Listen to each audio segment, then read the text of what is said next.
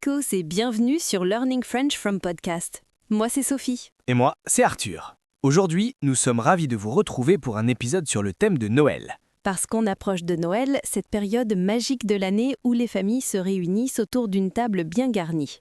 Quels sont les sujets de conversation typiques? Comment éviter les débats qui fâchent? Comment parler de Noël comme un vrai Français? Eh bien, c'est exactement ce qu'on va voir ensemble aujourd'hui. Alors installez-vous confortablement, prenez peut-être une tasse de chocolat chaud. Exactement. Et si vous apprenez le français, vous vous êtes peut-être déjà demandé de quoi parle-t-on exactement pendant un repas de Noël en famille en France? Bonne idée. Et surtout, n'oubliez pas de liker cette vidéo si vous aimez notre contenu, de vous abonner à la chaîne Learning French from Podcast et d'activer la petite cloche pour ne manquer aucun de nos épisodes. C'est parti pour un voyage au cœur d'un repas de Noël français. Alors, Arthur, commençons par le commencement. Quand on arrive à un repas de famille pour Noël, quel est généralement le premier sujet de conversation? Oh, sans hésiter, les préparatifs. En France, on adore parler de tout ce qu'on a fait pour préparer Noël. C'est presque une compétition nationale. C'est tellement vrai. Par exemple, ma tante commence toujours par « Vous ne savez pas combien de temps j'ai passé à décorer le sapin cette année ?» Classique. Et quelqu'un répond forcément « Ah bon, nous on l'a fait en famille, ça a pris toute la journée de dimanche. » Exactement. Les décorations du sapin, c'est vraiment un grand sujet. On parle des boules qu'on a achetées, des guirlandes lumineuses qui ne fonctionnent plus. Oh là là, les guirlandes qui ne marchent plus. Ça, c'est universel, je crois. Dans ma famille, mon père passe au moins 1 heure chaque année à essayer de réparer les guirlandes de l'année précédente. Je vois exactement la scène. Mais au-delà du sapin, on parle aussi beaucoup des cadeaux. Vous avez fini vos achats de Noël? Ah oui, et là, il y a toujours 2 catégories de personnes. Ceux qui ont tout acheté en novembre et qui sont très fiers de le dire. Moi? Oh, j'ai fini mes courses de Noël début novembre. Je suis très organisée cette année. Parfait. Et puis, il y a les autres, comme moi, qui courent dans les magasins le 23 décembre. Ne t'inquiète pas, Arthur, tu n'es pas seul. Et d'ailleurs, chers auditeurs, dites-nous en commentaire, êtes-vous plutôt du genre organisé qui achète ses cadeaux en novembre ou du genre dernière minute? On est vraiment curieux de savoir. Excellente question. Bon, et on parle aussi beaucoup du menu de Noël, non? Oh oui, ça c'est crucial. Qu'est-ce que vous allez manger pour Noël? C'est la question. En France, le repas de Noël, c'est très important. Absolument. On discute du foie gras, des huîtres, de la dinde ou du chapon, Du saumon fumé, des escargots pour certains. et bien sûr la bûche de Noël. Là aussi, c'est un grand débat. Bûche glacée ou bûche pâtissière? Dans ma famille, on a les deux, parce qu'on n'arrive jamais à se mettre d'accord. Et vous, chers auditeurs, vous préférez quelle bûche? Dites-le nous en commentaire. Voilà, donc pour résumer cette première partie, les préparatifs, les décorations, les cadeaux et le menu sont des sujets parfaits pour démarrer la conversation pendant un repas de Noël. Ce sont des sujets légers, positifs, qui mettent tout le monde de bonne humeur. Maintenant, passons à un autre grand classique des conversations de Noël, les souvenirs. Ah oui, la nostalgie est très présente à Noël en France. On adore se remémorer les Noëls d'avant. C'est vrai, quelqu'un va forcément dire « Vous vous souvenez du Noël de 2015 quand il avait neigé ?» Ou tu te rappelles quand tu avais 5 ans et que tu croyais encore au Père Noël? Ça, c'est souvent embarrassant pour les ados à table, mais c'est mignon. Les souvenirs d'enfance à Noël sont vraiment importants pour les Français. Tout à fait. On parle des cadeaux qu'on a reçus quand on était petit, des traditions familiales qui ont changé au fil des années. Par exemple, dans ma famille, avant on ouvrait les cadeaux le matin du 25 décembre, maintenant on les ouvre le soir du 24 décembre, après le réveillon. Ah, chez nous, c'est l'inverse. On a toujours ouvert les cadeaux à minuit pile le 24 décembre. C'est marrant, comme chaque famille a ses propres traditions. Exactement. Et d'ailleurs, chers auditeurs, on aimerait vraiment savoir, dans votre famille ou dans votre pays, quand ouvre-t-on les cadeaux de Noël? Écrivez-le en commentaire, on est vraiment curieux de savoir les différentes traditions. Oui, s'il vous plaît, partagez vos traditions avec nous. C'est toujours fascinant de voir comment Noël est célébré différemment selon les cultures. Absolument. Bon, on parle aussi beaucoup des personnes qui ne sont plus là, qui nous manquent à Noël. Oui, c'est un moment un peu plus émotionnel. Noël peut être une période joyeuse, mais aussi mélancolique. On pense aux grands-parents décédés, aux membres de la famille éloignés. C'est vrai, quelqu'un va dire « Grand-mère aurait adoré être là aujourd'hui » ou « Ça fait 3 ans que ton cousin est parti vivre au Canada, il nous manque ». Ces conversations sont touchantes. Elles montrent l'importance de la famille à Noël en France. C'est vraiment un moment de connexion entre les générations. Et ça permet aussi aux enfants de connaître l'histoire familiale, de se sentir partie prenante de quelque chose de plus grand. Exactement. Les souvenirs créent du lien. C'est pour ça que c'est un sujet de conversation si fréquent pendant les repas de Noël. Bon, maintenant, parlons d'un autre sujet incontournable, le bilan de l'année qui se termine. Ah oui, décembre, c'est le moment où tout le monde fait le point. On demande « Alors, comment s'est passée ton année ?» c'est le moment des actualités familiales, les études des enfants, le travail des adultes, les projets réalisés ou abandonnés. Alors, ton nouveau travail, ça se passe bien? Et toi, tu en es où dans tes études? Les enfants, ils ont eu de bons résultats scolaires ce trimestre? Attention, sujet sensible pour certains.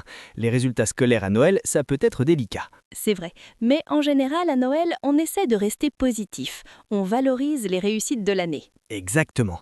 On parle aussi beaucoup des vacances. Où êtes-vous parti cet été? Vous avez fait un beau voyage? Ah, les vacances, ça c'est un super sujet. Tout le monde adore raconter ses vacances. Mon oncle peut parler pendant 1 heure de son séjour en Bretagne. Je comprends. Moi, c'est mon père avec ses randonnées dans les Pyrénées. Il a 500 photos à montrer. Oh non, pas les photos de vacances à table. Bon, plus sérieusement, on parle aussi des événements importants de l'année. Les mariages, les naissances, les déménagements. Oui, c'est le moment de partager les grandes nouvelles familiales. Ah, tu as déménagé finalement. Le bébé de ta sœur a bien grandi. Et puis, on commence aussi à parler de l'année prochaine. Les projets, les résolutions. Ah, les fameuses résolutions du Nouvel An. Ça, on va en reparler dans un prochain épisode, c'est promis.